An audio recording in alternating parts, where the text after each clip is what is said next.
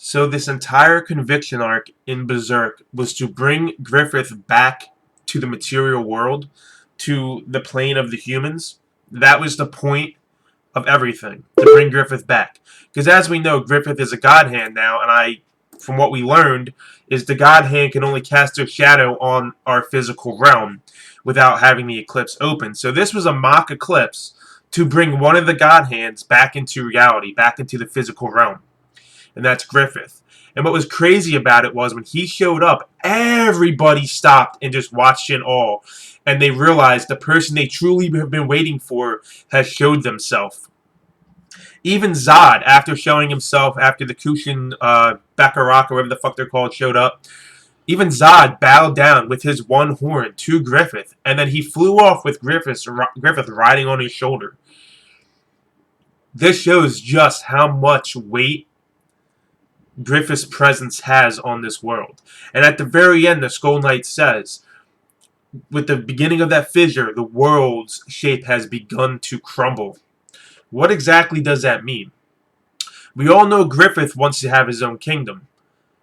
Is he going to try to get a kingdom in this world now? And overthrow Midland and overthrow Kushan and everything else? Is he going to try to conquer the entire world?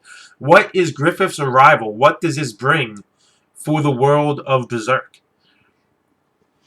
So many questions have been answered from the beginning of this conviction arc now, but so many more questions are presenting themselves. You know, everything, like I said, was basically to bring Griffith forth. And that little, like, spider Baelit looking apostle was played a fool in this whole thing. Then again, he wanted a new world, a world where the people that, you know, exiled him and detested him were swallowed up, including himself. And Griffith is the one to bring this new world, I suppose. Also, Casca and Guts' baby that were plagued by the evil that, because Griffith raped Casca, he was inside this spider Baelit, and he turned into Griffith, it looks like. So are Griffith and the baby one and the same? Are they connected somehow through that rape scene? What role does that baby play? Is the baby gone now? Because it seemed like it evolved into Griffith, and Griffith basically came into the physical plane through that baby. So, are we going to see that baby anymore? What exactly does this mean for Casca and Guts' child? All these questions are now presenting themselves after reading this volume of Berserk. My thoughts on the series so far. Obviously, the Golden Age arc was the pinnacle of excitement and hype because we knew what was supposed to come with Griffith becoming Femto, but we didn't know how it was going to go down. But I have to say, I'm still enjoying the series. This whole conviction arc with the different names like the birth ceremony, the binding chains, etc., etc., I thought it was well done, and it was a setup arc. It felt like a setup arc to me. Mazgas was pretty cool, getting turned into an angel and everything, but I feel like he was just a plot device, and he was just something used in Griffith's plan and the God Hand's plan, because now the Holy See seems, well, the Holy See's probably there still, but the Holy Iron Chain Knights are debunked because Farnese renounced her vocation because she wants to follow Guts, the Black Swordsman, because she has never escaped that childhood darkness, and the only one standing in the darkness was Guts. So she wants to follow him, and obviously my boy Serpico is going with her. So Farnese finally accepts the fact that what she's been praying to is not real. It's not what's been protecting her. And in that moment when all those dark blobs were coming down on them and they were using the fire, Guts the entire time was like so adamant in surviving. And this was comfort to Farnese. So we've seen Farnese develop completely and do a 180 from what she was at the beginning of her arrival on the scene. And I'm starting to like the character a little bit more, and I would like to see her become more of a warrior and become a stronger character as well. I want to see more of Serpico, and obviously we're going to see more of them because they're following Guts. Obviously, Guts stole one of the Kushan horses and is going after Zod and Griffith because he wants to kill Griffith. He wants his revenge, and I'm assuming Casca is with him. I couldn't see if Casca was on the horse, but I'm sure she was because Lucas said as long as she's with the Black Swordsman, she'll be safe. Luke is another very strong character. I like this character a lot, and I would like to see more of her. but I don't know if we will because she's staying behind with her prostitute family. Nina finally accepted the fact that she is weak, and she left with Joachim, who she originally tried to kill. She realizes that they're one and the same. They're both weak characters, but maybe together they can become kinder and stronger together. And one day she can look Luca in the face and actually smile and feel like she's the same as Luca. So I really did enjoy all the character development for even these side characters, Nina, Luca, even Jerome. Jerome is now with the prostitutes because the Holy Iron Chain Knights is debunked, basically. The voided, they're dissolved. At least it seems that way. And Jerome is basically no longer a part of it. He's with Luca because he loves Luca. You know, Isidro still going after Guts. He wants that debt to be repaid. He wants to be trained by Guts. Obviously, I guess Puck is with Isidro because Puck, I don't think, was with Guts. He was with Isidro going after Guts. And I want to just mention one thing, too. There is an awesome reference in this volume when Guts says, "Burn my cosmos." I was like, yo, that's Saint Seiya, Knights of the Zodiac reference. That was awesome. I really did like that.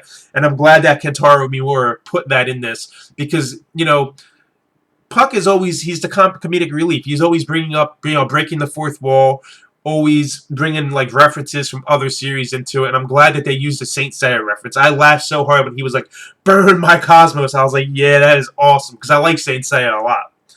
Even Luca breaks the fourth wall and says, "I'm not the main character after all." So I really did enjoy this volume, and I think it was a nice wrap-up to the Conviction arc, but now we're moving into a new arc where obviously I think it's going to focus on Griffith because he's back into the physical realm, and Zod is with him. What is Griffith going to do? Obviously, he's going to try to get his own kingdom. I assume that's what he wants to do. But now that he has the power of the God Hand, will he try to go even farther beyond that? Like I said, do you think he will rule the world? I think he wants to rule the world. Griffith wants to be a leader. He wants his own kingdom. But what's beyond owning his own kingdom and having his own people in his own kingdom? That's owning the world and ruling the world. So I would like to see that happen. I want to see more of Griffith. I want to see exactly what's going to go down with him. I want to see the reunion between Guts and himself, because Guts wants to kill Griffith. I mean, he was in rage. The rage on Guts' face was strong, but then he kind of like calmed down when he's seen Griffith. And Griffith seems so much different than he did during the Golden Age arc. He seems even more at peace. He seems even more of a, what's the word? I don't really know how to explain it, but he seems even more supernatural almost. Like when they were looking at him and he was completely naked and the light was shining around him, I'm like, this doesn't even look like a God Hand. This doesn't look like an apostle, somebody that's completely evil. This looks like somebody who's going to bring a change to the world for the better. But is that true? What is Griffith's plan? You know, Griffith, I feel, was never trying to be evil. He just wanted his own kingdom. He wanted to get up to those ranks of nobility because he more than likely envied that nobility. So is he going to use his power now to unite the people and rule them under one kingdom?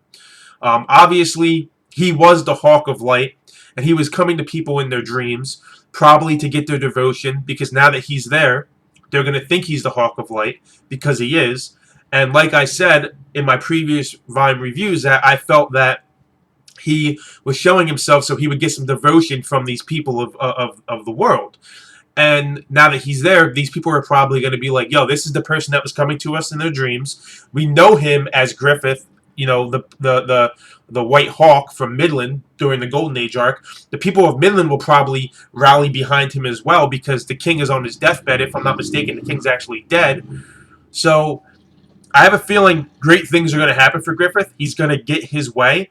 But I feel like people are going to oppose him because you still have the Kushan army out there, the Kushan Empire. They're not going to just let Griffith, they're not going to idly sit by and let Griffith start to rule everything. I also want to see if Griffith is going to meet up with the princess, Charlotte, because Charlotte loves Griffith. But the difference is, Charlotte, this is a different Griffith, or is it going to be the same Griffith? That's the thing. We don't know, or at least I don't know how he's going to act now because he looks like Griffith. He doesn't look like Femto. So, is he going to act like the previous Griffith, or is he going to have a different personality? This is all things I want to see. But I'm very excited to see what's going to happen. I want to see what Griffith, like I said, everything I mentioned, I'm excited for it.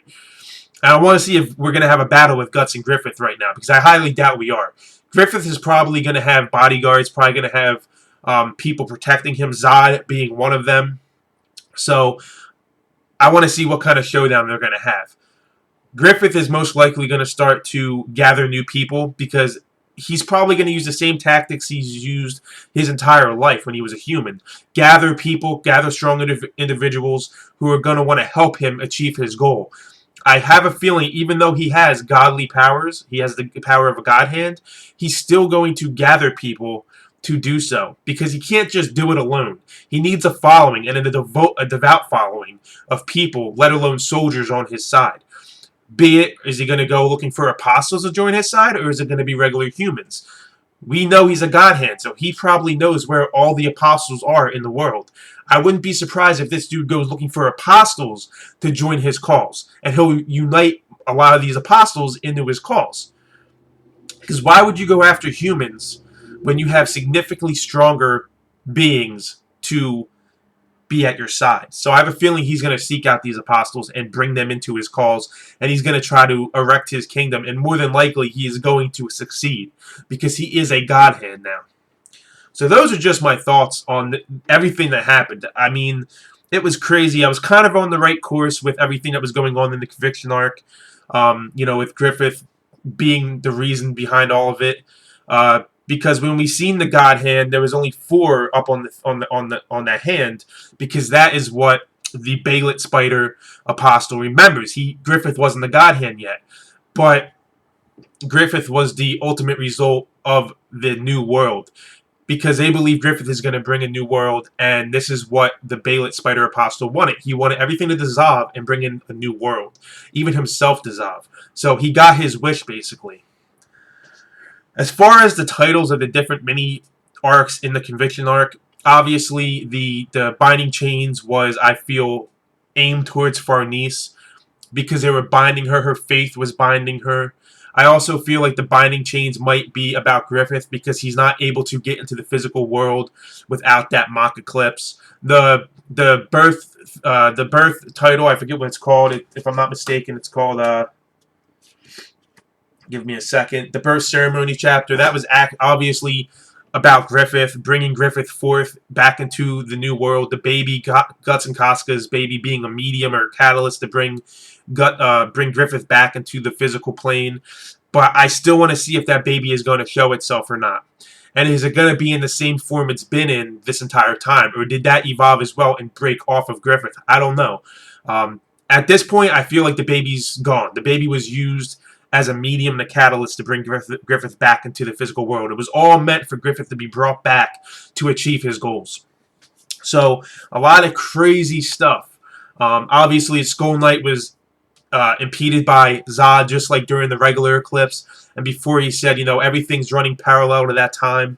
So, it's crazy. I love Kentaro Miura's writing. This dude is an amazing writer, let alone an amazing artist. The things this dude comes up with out of his brain and his mind, and then brings that pen to paper and draws it, he is a genius. I'm sorry. The foreshadowing that he does, the characterization of characters, the character development. Guts is probably one of the best characters ever written in any work of fiction. This dude, his character development from being a child to being a man right now so far is absolutely brilliant, and I love it so much. And I want to see just how Griffith changed as well. But obviously, Casca is now with Guts. How is Guts going to keep Casca safe? Is he going to bring her somewhere? Is he going to keep her close? If he's going to continue going forth after the Godhead and the Apostles, he needs to leave Casca somewhere safe. Casca is going to be, is going to impede his objective, basically. Especially if she doesn't gain her memories back. Now, if Casca gained her memories back, she could be a asset to Guts, and Guts could train her to be stronger. But I don't see Casca getting her memories back anytime soon. She's completely broken. She's basically a child again. So I have a feeling Guts is going to leave her somewhere because she can't come along with him. But then again, we know Guts doesn't want to leave her anywhere. He doesn't want to leave her side now because of Godo's words way back before. So I'm really curious to see what's going to happen. Put it this way, guys. I am extremely excited to see what this series is going to bring us, or bring me rather, past Volume 21. I have 22, 23, and 24 up on the shelf, so I'm very excited.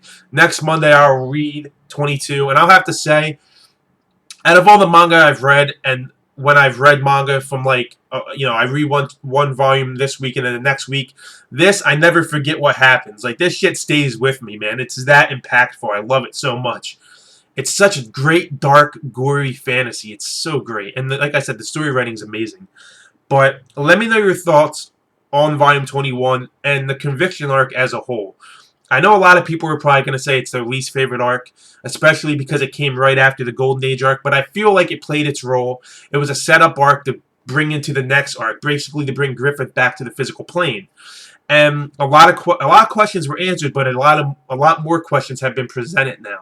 So I want to see what's going to happen. Like the video if you feel I deserve it. Subscribe if you want to see more content. I greatly appreciate it. I love all the support, and I love talking to you guys in the comment section below, obviously.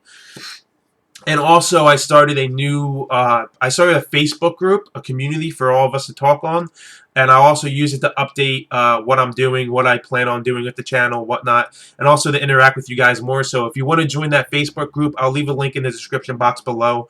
It's called the Zero Division. Obviously, it's a nod to Bleach because Bleach is what got me into reading manga. So, and it also fits my name, Enrico Zero. So if you want to join the group, feel free to do so. If you don't have a Facebook page, that's fine. If you want to create one just to join the group so we can interact together and you can interact with the other subscribers of the channel, that's fine. You don't have to add friends or anything.